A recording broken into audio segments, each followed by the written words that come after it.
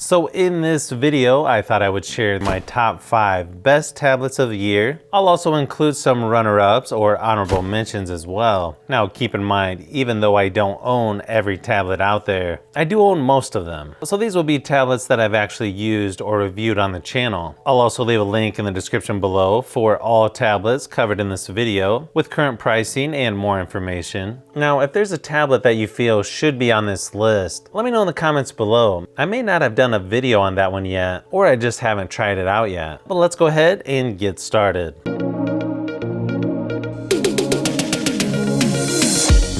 The first category of tablet with best battery is actually a pretty easy choice to make. This one actually came out at the end of last year, but I don't care. I had to throw this one in there as well. The Fire HD10 just crushed my battery drain test, even at 100% screen brightness. Now, I'm usually not the biggest fan of the software on these Fire HD tablets, but I feel they've been getting better each year, and you can actually play PUBG Mobile on there now, so I know I'm glad to see that. But congratulations to Amazon for making a beast of a tablet as far as battery life goes. Now, just put the Google Play Store on there like it should be, so people don't have to keep searching for how to install Google Play Store.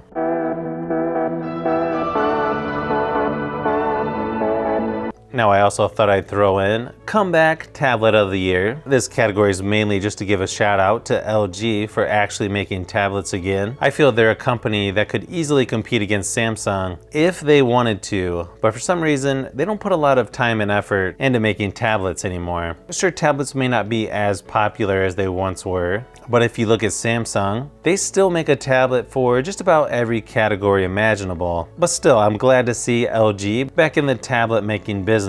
Even if the LG G-Pad 5 10.1-inch tablet is more of a budget offering that is comparable to, say, a Galaxy Tab A 10.1 or a Lenovo Tab M10 Full HD Plus, which isn't necessarily a bad thing. I would just like to see them start to compete with the Galaxy Tab S7 or somewhere in between those two price points, so you can get a little bit better performance. Oh, and LG, don't forget to continue with software updates. People tend to like those.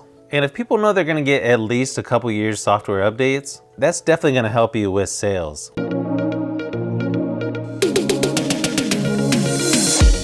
Now, when it came to my pick for the best 8-inch tablet, it was actually a pretty tough one, mainly because there's a lot of good options for 8-inch tablets. You've got a really good 8-inch tablet from Lenovo and the Tab M8 Full HD, pretty good battery life, and I feel like the Fire HD8 tablets are also getting better each year. But my pick for the best 8-inch tablet of the year go to the Samsung Galaxy Tab A 8.4-inch tablet, which has a really nice Full HD display, good battery life, and is just a really good performer whether you're going to use this for gaming, watching YouTube videos, Netflix, or just browsing online if you want something a little bigger than your cell phone.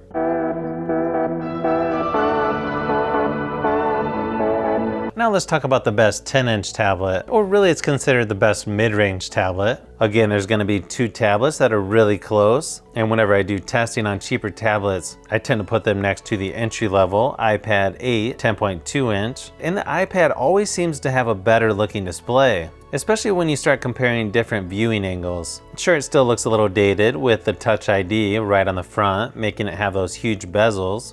But functionality-wise and performance on the new iPad 8 is just really good. But like I said, it was really close, and it's pretty much a tie between this new iPad 8 and the new Galaxy Tab S6 Lite. So unless you want the S Pen, which is included, then go with the Tab S6 Lite. But to me, if you're wanting a powerful tablet that is going to be great at most things, at around that $300 price point, you really should have the iPad 8 10.2-inch at the top of your list.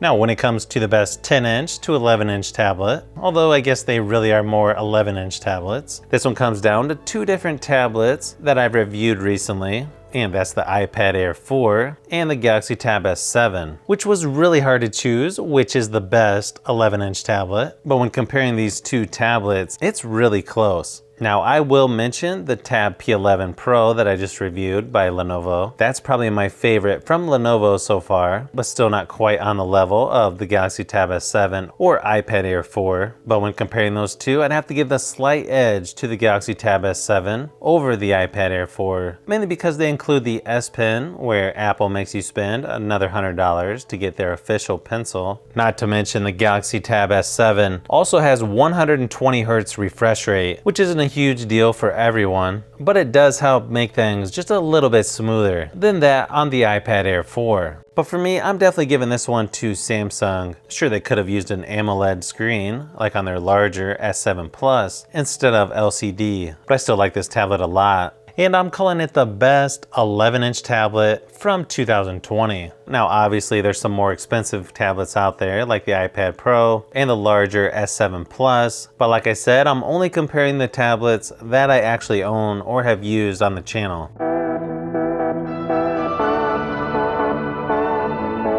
Now when it comes to best cheap tablet, but it's got a nice 10.4-inch Full HD display, a large 7,000 milliamp hour battery, that's going to give you plenty of time to watch movies, play games, or just browse online to see when the PS5 or Xbox Series X is going to be back in stock. The Galaxy Tab A7 is normally $229, but has been on sale for $150 several times already, and is definitely one of the best cheap tablets that you're going to find at this price point. Now a tablet that's really close and I would consider an honorable mention is the Lenovo Tab M10 Full HD Plus. So even though the display on the Galaxy Tab A7 isn't going to win any awards, I do like the size of it, and I think what you get for the price is just good enough to be the best cheap tablet you can buy from 2020.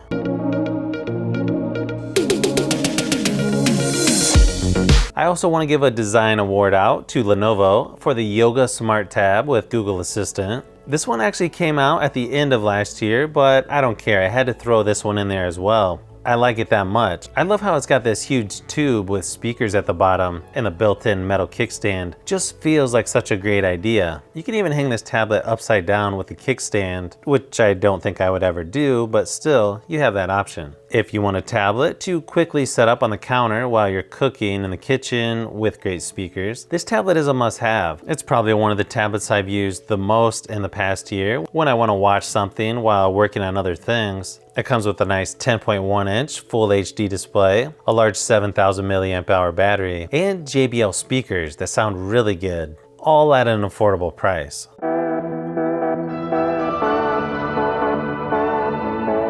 Now the last category, but definitely not the least, is the best Chromebook tablet. And this one's actually pretty easy because there's not too many Chromebook tablets out right now. But the Lenovo Chromebook Duet has a great design with premium materials. Now they don't include a stylus, but the included keyboard case that snaps right onto the back is actually pretty sweet, and it just makes it feel like it's a more expensive device than what it is. I think the performance could be a little bit better or more powerful, but the design and execution is spot on, especially for the price at around $250.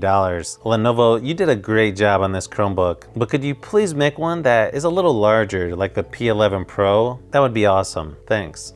So if you've made it this far into the video, you may want to say thanks by subscribing, and don't forget to give a thumbs up if this video was helpful. This is Brian from Fishbee Productions. Thanks for watching, and I'll see you on the next one.